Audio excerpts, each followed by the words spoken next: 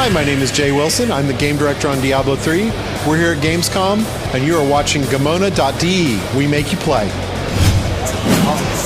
So, dann ist es ja wunderbar, den Jay Wilson am Tisch zu haben, seines Zeichens der Lead Designer. Is it correct, Lead Design? The Game Director, I'm sorry. Mr. Jay Wilson für Diablo 3. Jay, my first question, of course, must be the question after the for the Diablo 3 beta. So, are we really close? When can we expect to be into the beta? We're still shooting for Q3, which means we're very close since Q3 ends in, I believe, the end of September. So we are hoping to have the beta out really soon.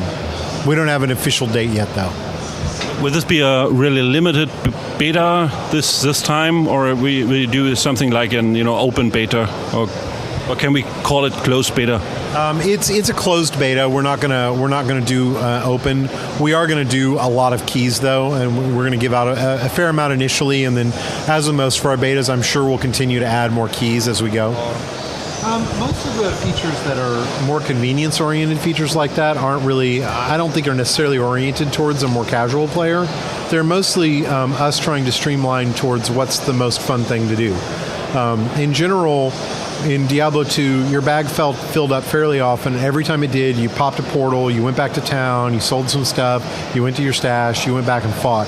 And it was very repetitive action that wasn't really core of what the player wanted to do. So we didn't see a reason for making the player go through all the steps to return to town to do everything that they want to do. So we prefer going back to town and breaking the combat aspects of the game to be more profound. You're turning in a quest, you're upgrading an item. It's for something more prominent than just my bag is full. So our goal with the auction house is to have a completely free market. So we're not going to limit item prices and things like that. If an item sells for a lot of money and people are willing to pay a lot of money for it, it's up to the people involved in the system. We've expressly focused on making sure that not only do we not plan to modify or control it in any way, that we don't benefit regardless of how it works out. So for example, if items are selling for a high amount, well, we don't take a percentage of the cut, we take a flat fee. So we don't really care how much items are selling for one way or the other. And if the market, say, doesn't support high-end item sales, that's fine. Like it's really about kind of true supply and demand, and what players want to spend, what they and what they want to actually exchange. Players are already doing in Diablo 2. There's already a healthy third-party market in Diablo 2 where people are buying items with real money and trading items for real money. So given that, we mostly looked at it as a way to give players something they already wanted, but give it to them in an environment where we can guarantee that it's secure and that they can have a good experience. Let's talk about the decision to take skill points out of the game. And I just read, maybe it's wrong right now, I don't know, that you also think about the possibility to take to upgrade weapons with runes, with rune stones, yeah, that you maybe take this out of the game as well. Is it true or not? Maybe to change this color system with, what I mean with the runic. I don't know what you mean about the weapon side. On the weapon side, we haven't removed anything from the game. You can't use runes to upgrade weapons. Are you talking about the D2 feature of using rune?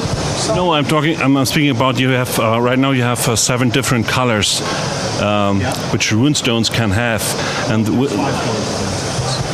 okay, there's 5 colors, and this will remain, right? Yeah, runes aren't going anywhere. Runes are just fine. We're playing around with the system, but we're playing around with implementation details. We're not cutting any content at all on that side, and nothing on weapons. We did remove skill points. And what was specifically your question there? Well, you removed skill points, and there was a lot of, I won't say flame wars, but many people. I would say there was some fairly big controversy over it, and I think the thing is that it's funny because on one hand, we announced that we were taking skill points out of the game, and people said, well, that's such an important aspect of customization, and we turn around and say, not really. It's a small increment of power. I know some people think it feels really great. We found that more people think it doesn't. They don't really know how to spend their points. They don't know where they go. It actually creates a lot of problems where you end up with a very small skill set, because you stack all your points into one set of skills, and therefore, even if you have extra points left over to put in something else, unless you can cap a skill, it's useless.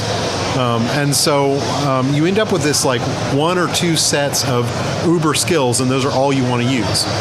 We wanted to create a game that had a lot more combat depth. But on the other side, it's the same what the guys from the World of Warcraft team did, because they also have skill trees and skill points.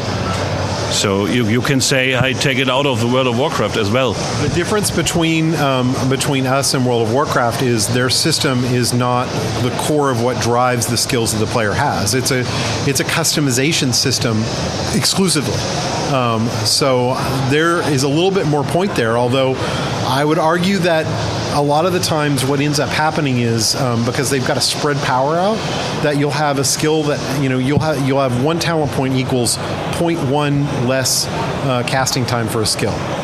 Does that really feel awesome? I would argue it doesn't. And that's something we did not want to happen with Diablo 3. And so we focused more on saying, adding skill points is such a small increment of power that it's not a meaningful choice. And furthermore, it's a choice that people generally didn't make. Most of the time, people just go up onto websites and find what is the optimal aspect for there and choose that. That's not a customization system. And in the end, everybody plays with the same skills, right?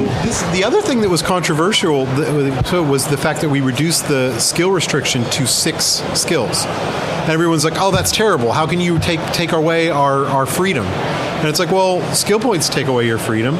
We basically moved restrictions around. We said instead of restricting in how you use skill points, we're going to restrict in how many skills you have. And that's what's going to dictate the maximum amount that you have. So you could say, oh, well, now everyone's going to have all the skills. I was like, well, no, you're not, because everyone's restricted to 6. And that restriction is much more compelling. When what we've had from playing the game is that figuring out what that right combination is, and then figuring out the right runes, because that's a further restriction. You only have 1 rune per skill, and there's 5 different runes for every skill. You start working out all the different combinations you can create, and it's actually far more compelling diversity than skill points gave you. Yeah, skill points creates lots and lots of variations of different builds you can have, but they're shifting around like tiny increments of power. And at the end of the day, the classes don't feel that different from one another. Whereas if you choose, that even 1 skill difference from somebody else, even 2 runes that are different from somebody else, and it can completely change how the build plays.